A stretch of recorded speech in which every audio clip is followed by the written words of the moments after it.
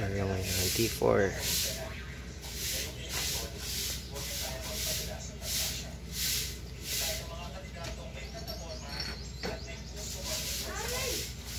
Yan na siyang kasamang gasket.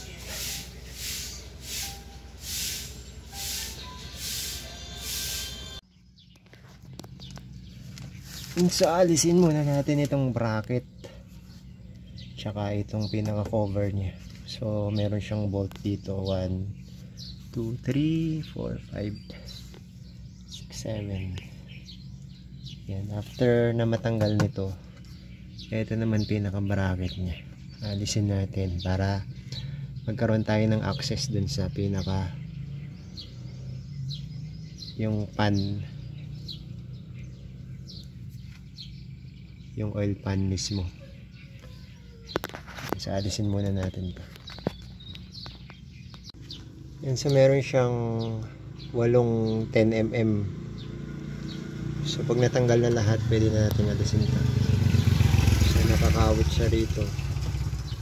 Tulak natin. Yan. Para maalis yung pinaka cover. Yan, kung magpapalit lang ng fluid, pwede na kahit hindi alisin to. Ito kasi yung drain. So kung papalitan naman pati yung filter, kailangan nating alisin to. Kaya ito nakaharang, kailangan nating alisin.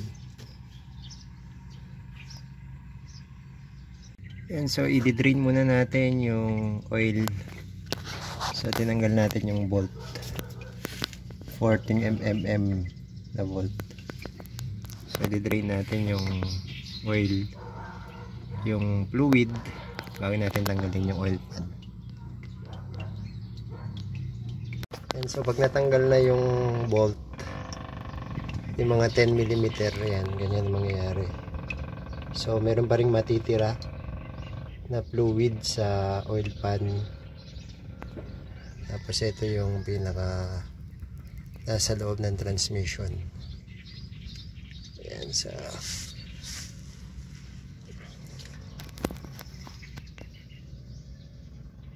ayan. So nasa 35 km pa lang yan, pero ganyan na kaitim yung fluid. Yan, so ipapalitan natin yan, yung mismong filter. Tapos lilinisin natin yung oil pan.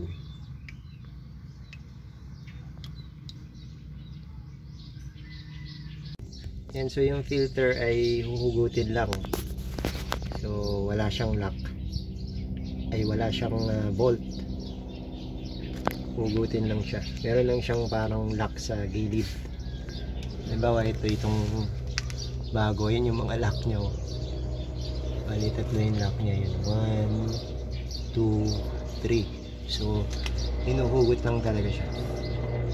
Tapos sa yung o-ring niya, lagyan natin ng konting fluid para pag pumasok siya maganda yung pasok niya.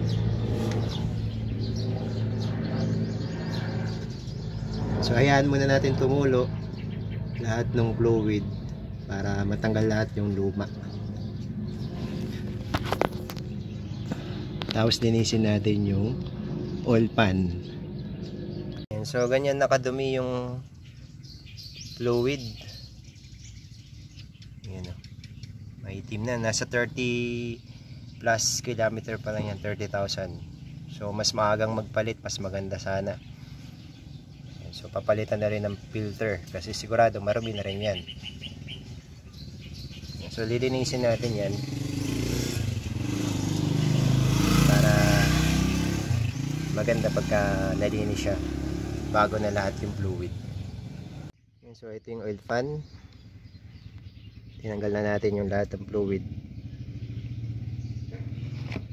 So ito yung magnet oh. Tingnan nyo gaano kadumi yung magnet. Yan, lahat ng dumi na yan, mga metal particles yan, dumikit sa magnet. So lilinisin natin to. Tapos papalitan natin itong mismong tigas na oh. Itong gasket na to, papalitan natin to. Kasi yung binili natin, ito may kasama siyang gasket.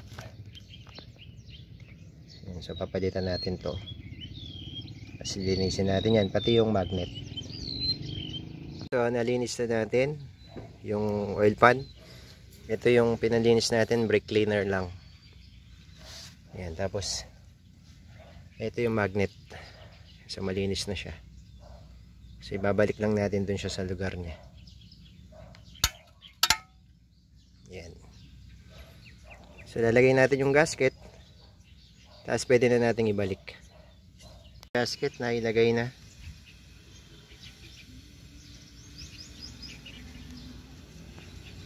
So para maganda yung align yan, pwede tayong maglagay ng tornilyo dito para hindi siya maalis sa lugar niya. So maganda kung dalawa kayo para dalawa yung hawak na tornilyo. Hindi siya maalis dun sa align niya kasi gumagalaw yung pinaka gasket niya. Para sakto dun sa butas. Itong bagong filter. So paglalagay nito, lagyan natin ng konting fluid dito, pahiran natin yung pinaka o-ring niya para pag pumasok smooth siya yan. So papahiran lang natin ng konti para pag pumasok siya dun sa ano, smooth siya.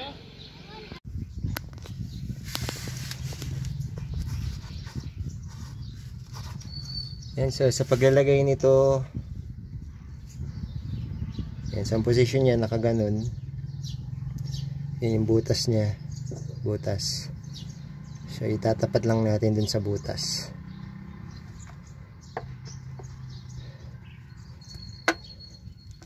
Tapos tutulak lang natin.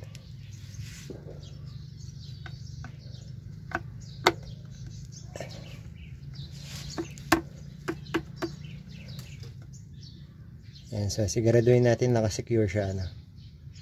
Yan, so yun yung pagkakalagay ng filter. Tapos pwede na natin ilagay yung takip. Yan, so pag ilalagay nyo pala yung mga tornilyo, so wag muna natin hihigpitan. Yan, dapat maluwag muna sila para ito nakakagalaw pa. Kasi para may tama natin yung gasket. Yan. Kasi sa ibang butas baka hindi nakatapat yung gasket. Kaya pag maluwag ay gagalaw pa natin. Yan. Tapos pag hihigpitan natin siya, alternate siya dito isa, tapos dito sa kabila, tapos dito naman, tapos dun. So hindi yung magkakatabi yung hinihigpitan natin. Dapat star position, anong pa ganun, para tamang-tama yung lapat niya.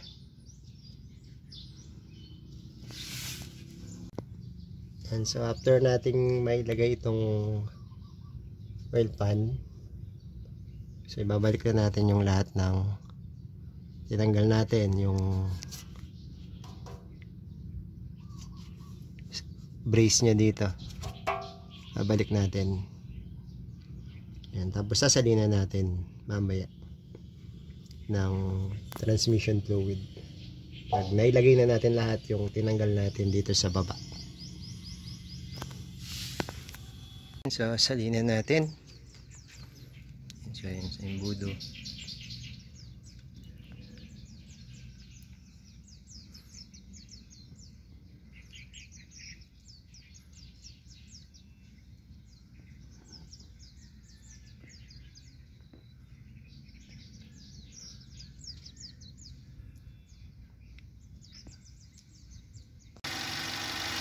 So paanda rin nyo ng ilang minuto. Tapos lagay nyo sa drive para umikot yung fluid. Tapos pag medyo na-warm up na siya, patayin nyo muna. Tapos wait muna kayo ng ilang minuto. Tapos sukatan nyo dito sa dipstick kung okay na yung fluid nyo.